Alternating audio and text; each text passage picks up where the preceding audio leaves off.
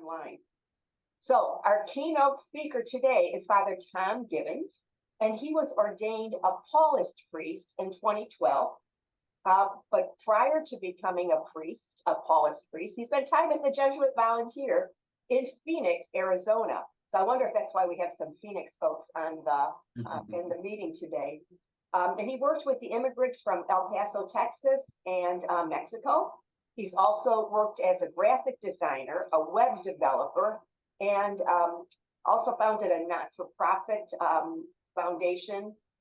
He works for Baltimore City Head Start, Catholic Relief Services, and he's written a blog called Kicking and Screaming from Busted Halo. So all of you Busted Halo fans, go back and look at his blog. We first encountered Father Tom back in Ventura, or I did, in Ventura, and I'm thinking it was 2019, when he came to a Serra rally to present information about a project he was working on. So that project is actually a documentary on the very complicated legacy of the Catholic Church in California. And he created a film from that called Junipero Serra, Statute of Limitations. So in addition to his work as the vice president of Paulist Productions, he also is working, doing pastoral work at St. Paul, the Apostle Catholic Church, and Transfiguration Catholic Church in Los Angeles. So we're so thrilled to welcome Father Tom Gibbons. Father.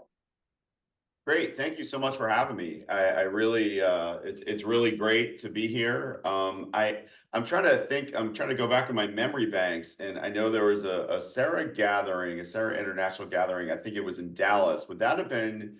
I think that might have been 2021. And was that right, Greg? Was that 20? That's right. That's correct. Wow. Yeah. So, you know, I feel like I've been on this 3 to 4 year journey, you know, with Father Serra and the Serra International Organization, and getting to know Greg and many of you. So it's really great to kind of be here with you all today. Just to tell you, and thank you for that wonderful introduction. Just for the record, I never founded a nonprofit. I was employed by many nonprofits, but I never founded a nonprofit. So I just want to reduce expectations a little bit as to my entrepreneurial talents or untalents, whatever they may be. And so I currently serve as the Paulist Fathers. We were the first men's Catholic religious community founded in the United States by Father Isaac Hecker in 1858. His cause is now up for canonization with the Vatican, and I joined the community in 2006. It's kind of hitting me. I was ordained in 2012, and I'm like, it's been 18 years with the Paulist Fathers, and I still just continue to be amazed at the different people I get to meet, the different adventures the Lord has sent me on, the different challenges, the different opportunities. So it's really been an amazing journey. And I just want to, just before we go on, I just want to thank, like, it's really great that there's organizations like Serra, because with fewer priests nowadays, I think making the decision to become a priest can feel very, very countercultural. So it's great to have these organizations, you know, especially like Serra International, to kind of foster vocations, but also be there to support those who are serving in the ministry, and particularly vocation work. So thank you for all that you do. I was ordained when I was ordained in 2012, which was my 40th birthday. So I often joke that joining the priesthood was a great midlife crisis. In some ways, it was cheaper than buying a sports car, and other ways more expensive. But it's been a really wonderful journey. So for the past 8 years, I have been serving in Los Angeles, and have gotten involved in our media ministry at Paulist Productions. And just to give a little background on Paulist Productions, some of you may remember the television show Insight from the 1960s, 70s, and 80s. It was started by a person named Father Bud Kaiser, whose picture you can see on the right. And he started Paulist Productions when this brand new thing called television was coming out. And when he at his parish, at the parish that I currently serve, St. Paul the Apostle, the producer of the Leave It to Beaver show got with Father Kaiser and said, you're a really good priest, you should be on TV. And that slowly turned into this kind of what do you want to call it, like a Twilight Zone, except for instead of space, it was kind of like for morality. And he was able to attract all these different artists and all these famous names from all across the country. Martin Sheen and Bob Newhart and Tim Matheson and Marion Ross and all these famous actors that so many of us know would work with Father Kaiser. And the show ran for 23 years, and that's how Paulist Productions got started. And so, I know I'm here to talk about our involvement with the Junipero Serra story.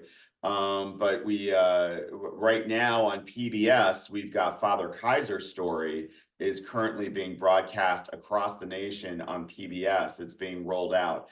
And that film is called Hollywood Priest. And we got to interview a lot of the people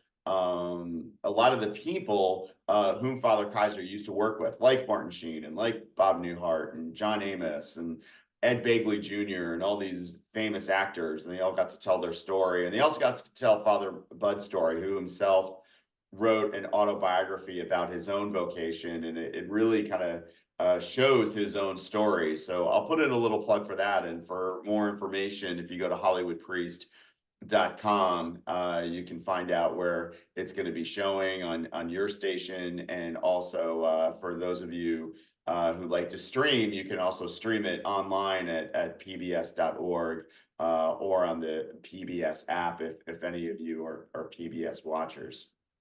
And it basically was working on this film in 2020.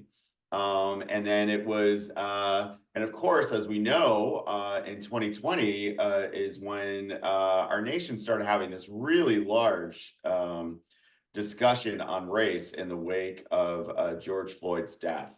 And I remember we were all locked in our rooms. We were all on lockdown. And I was editing Hollywood Priest. And as I was editing Hollywood Priest, I was kind of thinking, well, what's the Catholic response? What's the Catholic involvement to all of this big upheaval? Like, what do we have to say about this? What's our response going to be? And then if you can move to the next slide, and then in California, while this was going on, the statues of Junipero Serra started coming down. And I was like, okay, well, that seems like the Catholic argument, or not the Catholic argument, but it was kind of like, and I grew up in the great state of New Jersey, which I think most of you know your geography, but California is on one side of the country and New Jersey is way on the other side of the country. So people who grew up in California heard all about this now Saint Junipero Serra. I had only tangentially heard of him. I had no idea what the ruckus was about. I'm like, is he a good guy? Is he a bad guy? I don't know. I've heard his name a lot.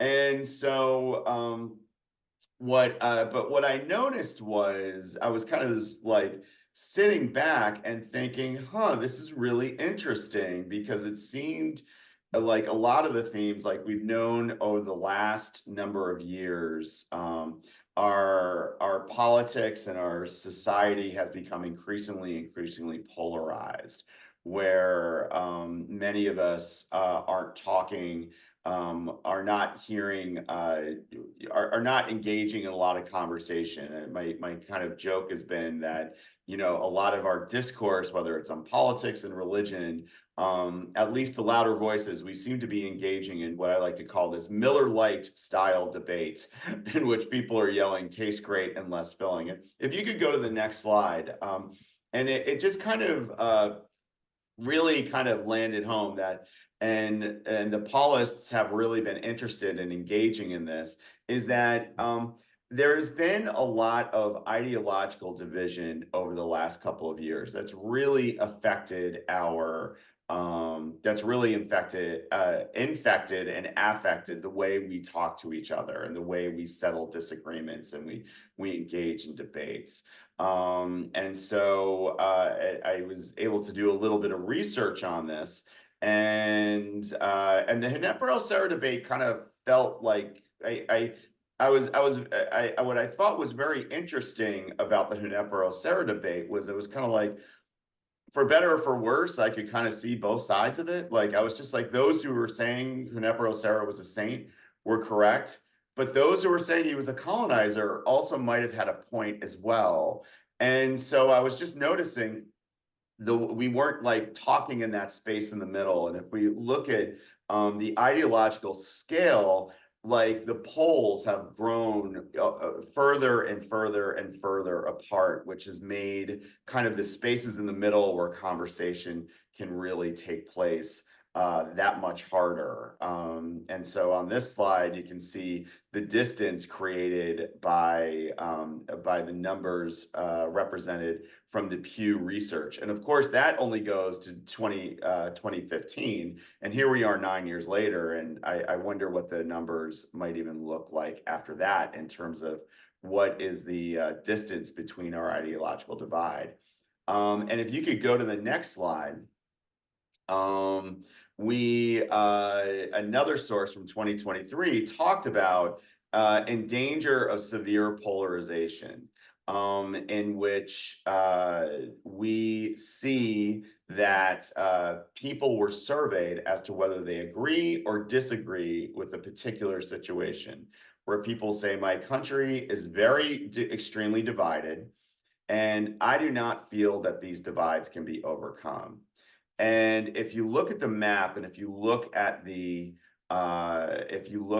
top right corner of the map, which is kind of like there's all these countries that they talk about that are in severe polarization, where there's very little room for discussion.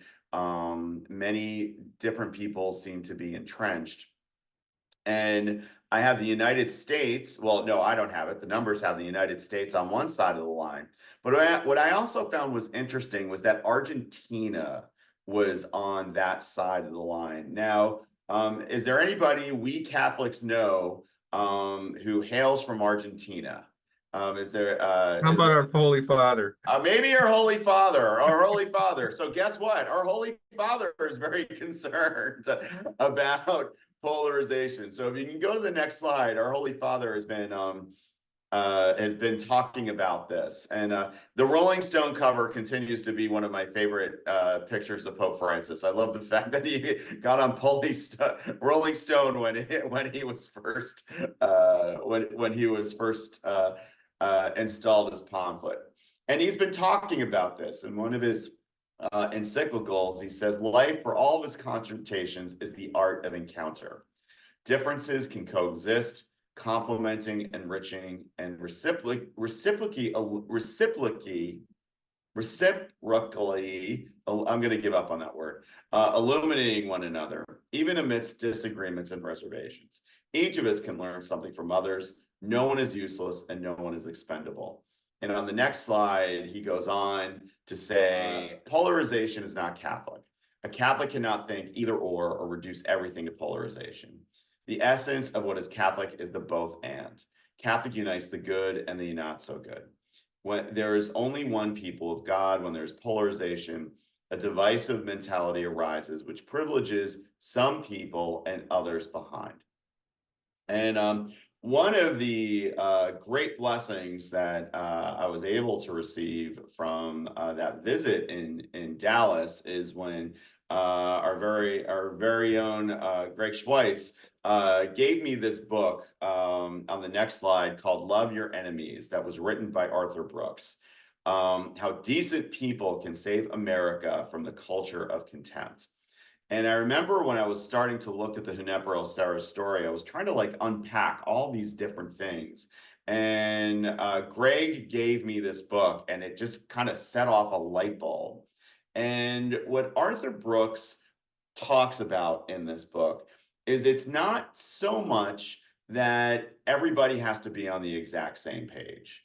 It's not so much that it's not what do people disagree about, but how do we go about disagreeing? What are, and Arthur, I believe he is a convert to Catholicism. I think he grew up in a different Christian, I feel like he grew up in a different Christian denomination. He talks about his parents being missionaries.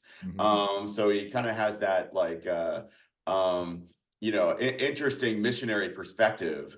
He has a great joke that he says, nobody in the history of humanity has ever answered the doorbell and said, honey, good news, there's missionaries on the front step.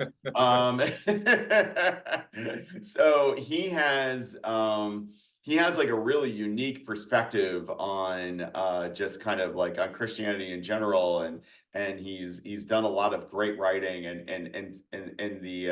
in the years since, he's actually even co-written a book with Oprah Winfrey on the art of happiness. And but he's kind of this interesting fellow because he grew up in Berkeley, California, which we know is more the is very much of a hotbed of hippie culture and all that kind of stuff. And he eventually became a conservative Republican.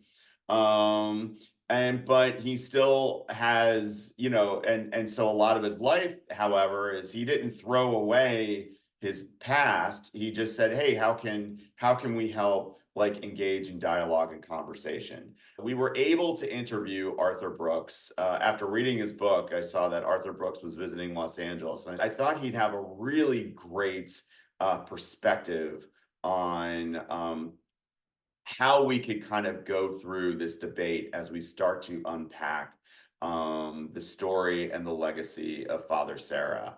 He just talks about how we're divided, but that the division isn't necessarily a bad thing, that or that disagreement is not a bad thing.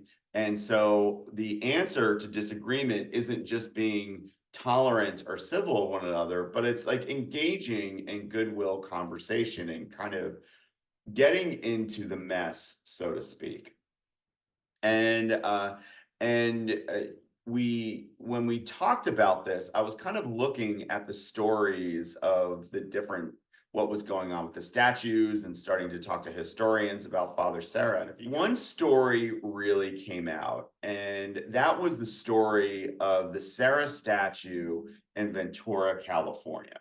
As unfortunately, there were a series of mobs that just went and ripped down statues in other parts of California while other Confederate statues were coming down. However, in Ventura, California, there was a very large statue of Father Serra, who's considered the founder of Ventura. There was a very large statue of Father Serra, who is considered to be the founder of the city of Ventura because he founded Mission Buenaventura. And so there were a number of people who were coming down to say, we want the statue taken down. And then that's also a place where many local Catholics were saying, we want the statue to stay up. How are we going to deal with this? And it was a very contentious situation in which there was people of goodwill, who wanted the statue up, and we see that with the people there who are holding the "I Love Padre Serra" signs. There's people of goodwill who are Native Americans who see Father Serra as helping to institute the Spanish colonization and being part of that. But then there was also a lot of rabble-rousers. There was just a lot of people who were not interested in conversation, were not interested in that. So Arthur Brooks talks about this in his book, and he talks about this thing called motive attribution asymmetry, where when we have polarization, what the tendency is to do is when many people, when we get to the point of disagreement, the disagreement is not I see things one way, you see things another, and I disagree with what you're saying, it gets to a darker level where it says, I love, but they hate. I'm a good person, but they're a bad person. We have to fight them. Not that because we need to stand up for our own side, which is important, and it's important to stand up for our own sides, but we start to see each other as the enemy. There was a fair amount of seeing one another as the enemy. And on the next slide, Arthur talks a little bit about this. You can see him thinking deeply in what should have been a video on that. And then, and one of the great things about Ventura on the next slide, he explains that the asymmetry, motivational asymmetry, is we see this when people are polled on what they think the other side believes. You know, so we see people, if one is very red on one side, there's a tendency to group all positions that the other side happens on one extreme. And then if you're happen to be blue, there's a tendency to view all positions on the other extreme, where, you know, as you can see in this chart, the positions that people actually hold are much more nuanced, much more nuanced. And so I was trying to think, like, who are the voices that are kind of helping what Arthur talks about as being bonders and bridgers? Arthur talks about bonders and bridgers. Bonders are people well, I won't say people, are people who engage in behavior who say, hey, let's just stick with our team, and what do we have in common, and we need to stick with one another. Where bridgers are the people who says, who is outside of our group that we can make connection with, that we don't necessarily disagree, that we don't necessarily agree with, who are very, very different from us. Pope Francis talks about the importance of this. Public discussion, if it truly makes room for everyone and does not manipulate or conceal information, is a constant stimulus to better grasp of the truth. Let us not forget that differences are creative, they create tension, and in resolution of tension lies humanity's progress. When we were doing some more research, two people really started coming forth. Father Tom Eluat, who is the pastor of Mission Buenaventura, and Julie Tumamite, who is the Chumash elder. These were two people. They had built a relationship over the years. Father Tom, as the pastor of Mission Buenaventura, did a strong outreach with the Chumash community, the local Native community. And him and Julie had built up a relationship over the years, a relationship based on communication, a relationship that was based on trust. When the tensions started to rise in Ventura, instead of just going along with their respective side, they actually got together and they said, is there a way that which we can talk about this issue? We disagree on this issue, but is there a way in which we can come to a resolution and discuss things peacefully? As we had seen, the other statues had been ripped, dragged through the street, destroyed. Father Tom, Julie, and Mayor Matt Levere, who is the mayor of Ventura, were able to come together, and they were able to kind of say, look, we're going to put this up for a city council vote. The statue will not be destroyed, but we will listen to other voices of those who may not want the statue at that place, at that specific place. And it was just a really great, and so, like, in the midst of a lot of anger, a lot of chaos, there were two voices. I feel like many times particularly this works well in politics, where it's usually people get mileage by saying, oh, the other person's bad, and we really wanted to use this as an opportunity to highlight people who are trying to navigate this the contentious issues as a model for others. And so, Arthur Brooks talks about how at the end of the day, America is a culture of bridgers. At the end of the day, we come from all these different backgrounds and countries and all this. And at the end of the day, in order for America to work, we all have to bridge. And in our Catholic Church, Catholic means universal, which means we all have to come together and we bridge. And so that he was making this great argument that at the end of the day, the Catholic Church and America, at the end of the day, were groups of bridgers. And so on March 29th, 2024, if you go ahead a couple of the slides, the statue was preserved and it was moved to Mission Buenaventura.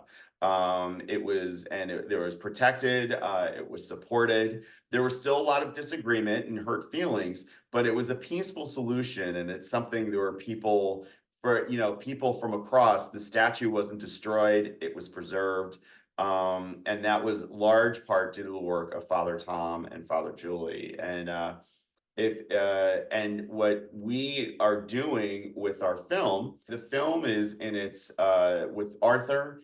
In the film, what we do is we have the interviews with Arthur Brooks. We are talking to people. We talk to many, many different historians who help unpack Father Serra's legacy, including Bob Sienkiewicz, Ruben Mendoza, many people who have studied Serra, who can offer, but who are also just offer the historical background and really kind of point out so many of the good things that Father Serra did, as well as talk about some of the injustices committed by those as part of the Spanish colonization efforts. But we've been accepted to the Newport Beach Film Festival. I put a little unofficial selection, but we're looking to have our premiere there in the fall of 2024. And PBS SoCal, with whom we built a relationship from our previous film, is said they were interested in showing our film in 2025. And what we're hoping is that will launch into a future national broadcast, and we're very hopeful of that. If you'd like to support the film, if you'd like to see the trailer, I'm sorry I don't have the trailer available for you through the screen sharing, but if you go to serrastatues.com, you can see a trailer, you can join our mailing list. And if there's any way, of course, as a filmmaker, I realize part of my job as a filmmaker is to be a huckster, and we're always looking for financial support. There's a PayPal button for those who would like to financially support the film, but also to leave your name to get more information. You can see what we've been doing with it so far. Thank you so much for your time. I really appreciate all that Serra International has been doing.